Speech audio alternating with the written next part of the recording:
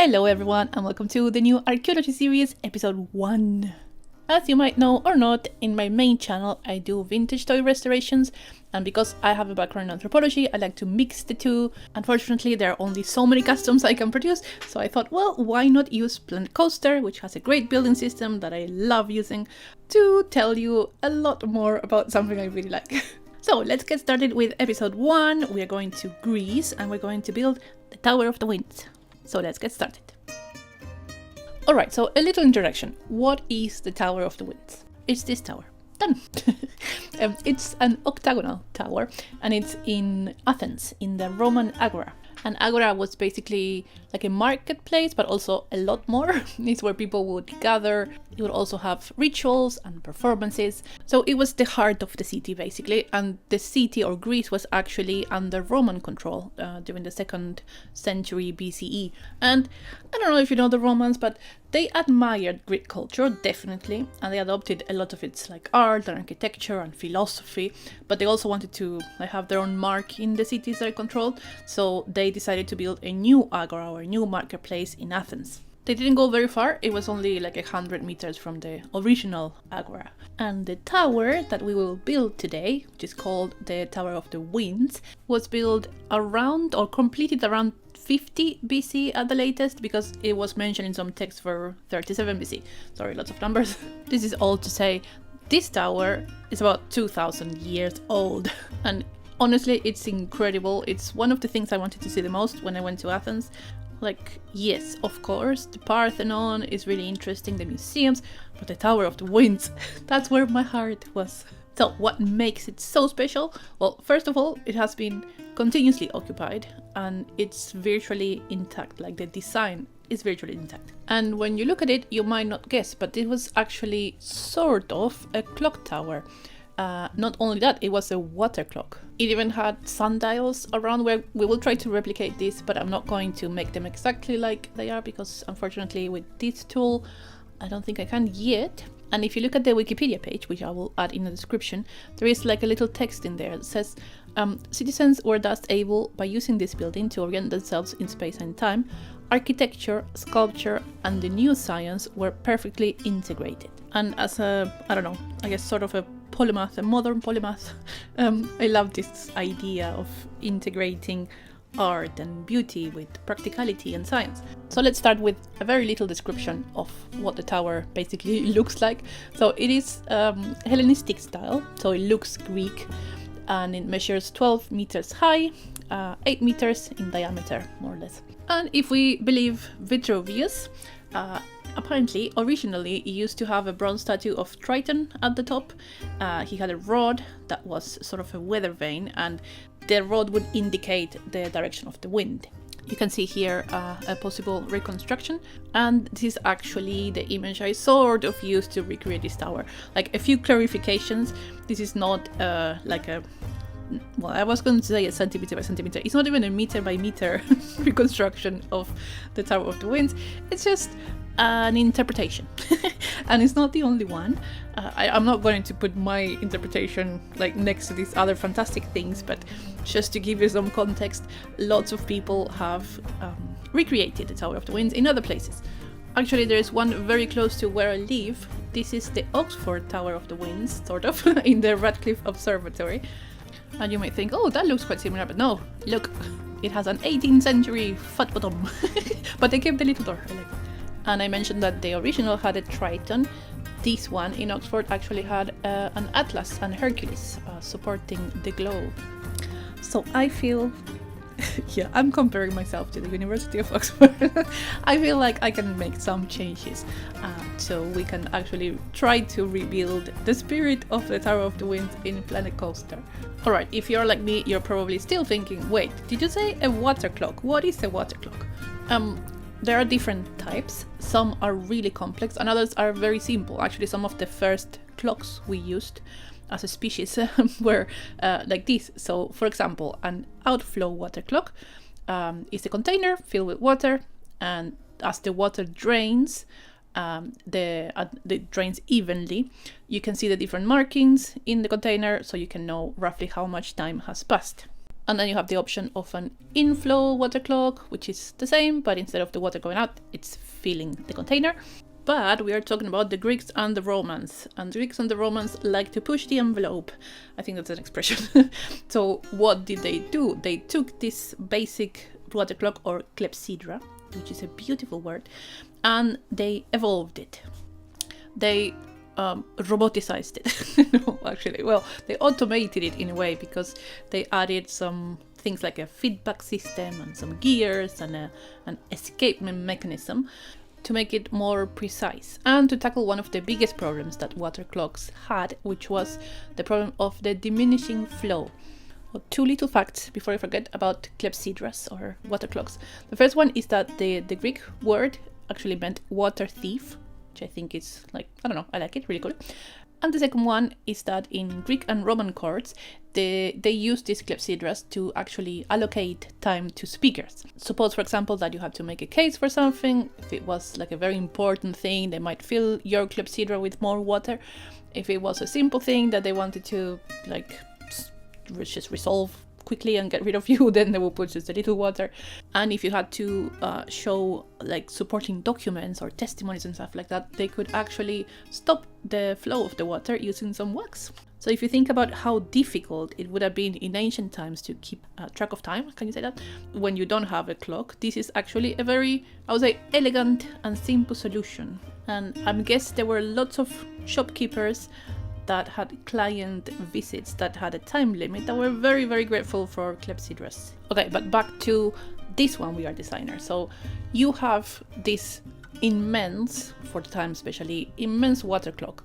Now, one thing is how do you make it work? The other one is how do you display the passage of time?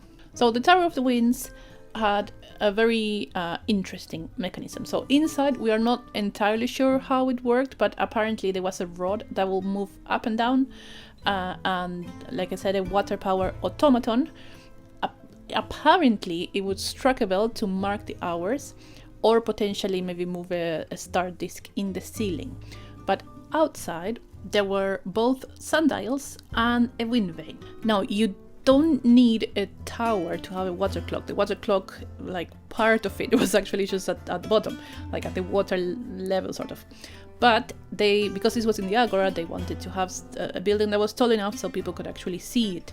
When you keep watching this video, you will see that I actually made a mistake. The little tower to the left of the entrance was round, not square, because this is where the actual water clock was. So we will fix that a little later in the build. But I wanted to also talk about these figures you have at the top of the tower. So these figures represent the different winds. Well, actually, not winds, but wind deities or gods. I will try to say the names because I love them. Boreas, Kaikias, Apeliotes, Eurus, Notus, Livas, Zephyrus, and Skiron. And you would think like, oh, okay, so this had sort of a religious connotation. Well, not necessarily, because at this one I don't know how to say, Andronicus of Cyrus, who was the designer of the Tower of the Winds, wrote a book. He wrote many books, but one was called On Architecture, and it was about town planning.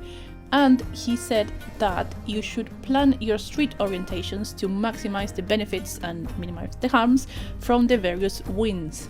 So it was a bit of a cheat sheet, I guess, the tower.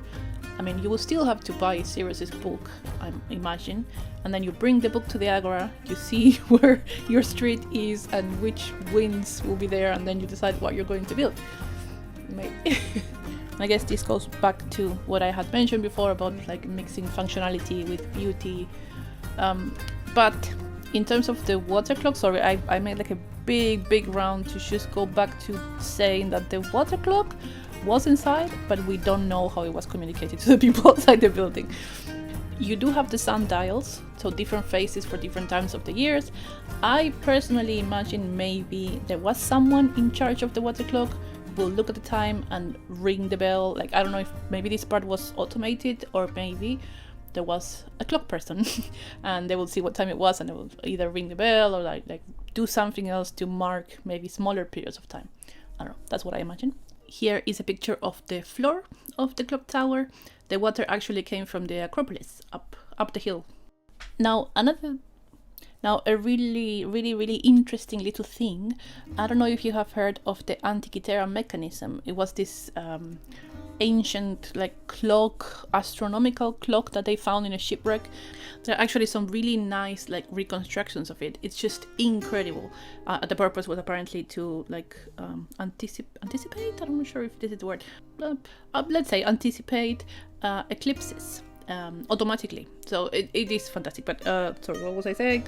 Oh yeah, they found some traces of paint on the roof of the Tower of the Winds. So they think that maybe it could also have been, apart from everything else, an astronomical clock or some form of planetarium. Oh, so many wonderful uses. See why I like the Tower of the Wind so much, and now hopefully you will like it too. Okay, my friends, thank you so much for making it to this point. Some of you were asking me to talk more in these videos. I'm not sure if anyone is interested in this sort of thing. This is the first experiment, episode 1 of maybe 1. But if you do, please let me know. And whether you want to know more, or it's okay to have a little snippet like this, and then we transition to some music, which is what I'm going to do soon. Before, I just wanted to tell you very briefly what happened to this building after it was used in the agora as many things from what we learned. So like we said, it was built around 50 BC. There are some disputes around who might have ordered it. Maybe Pergamon, maybe Sulla when there was the siege of Athens in 86 BC. I can say more if you want. But eventually it stopped being used as a clock, and apparently it might have turned into a church or possibly a martyrium, which is like a shrine to a Christian martyr. And most of these were round, so you can see kind of they could work, maybe. We think this happened, I don't know, we humans think this happened because there was a cross inside the wall and some paintings possibly. But by the time of the Ottoman rule in Greece, the building was actually buried to half its height. You can see the picture here. This is from 1810. So apparently it then became a Sufi ritual location, and then when the group was evacuated after the Greek revolt in 1821, it started receiving a special treatment as important antiquities of Athens. It was actually published in a book in 1762, a very important book called The Antiquities of Athens. And then during the 19th and 20th centuries, there were some excavations. They removed the more modern buildings around it, and they got to the ground level of the building. And this is how it got to us today. You can visit it in the Roman Agora. From what I remember, it is free to enter the Roman Agora. I might be wrong, but it's definitely free to see the building. You can even get to the door. I don't think you can go inside, but you can see everything, like the holes for the mechanisms. Oh, it's incredible. And of course, a trip to Athens is always worth it. I have been 2 or 3 times already. My brother also loves Athens. He has been there, I think, 4 or 5 times. It's such a beautiful, welcoming, friendly country. So if you're from Greece and you're watching this, thank you for letting us visit so many times also.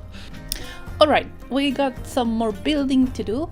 I hope you enjoy the rest. I'll leave you with some relaxing music. You can of course play your own.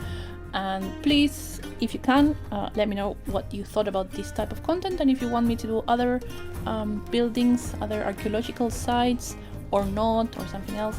But if it is about archaeological sites, you can also suggest the next one. Some ideas I have for the upcoming ones would be obviously Minoan architecture, because I love Minoans.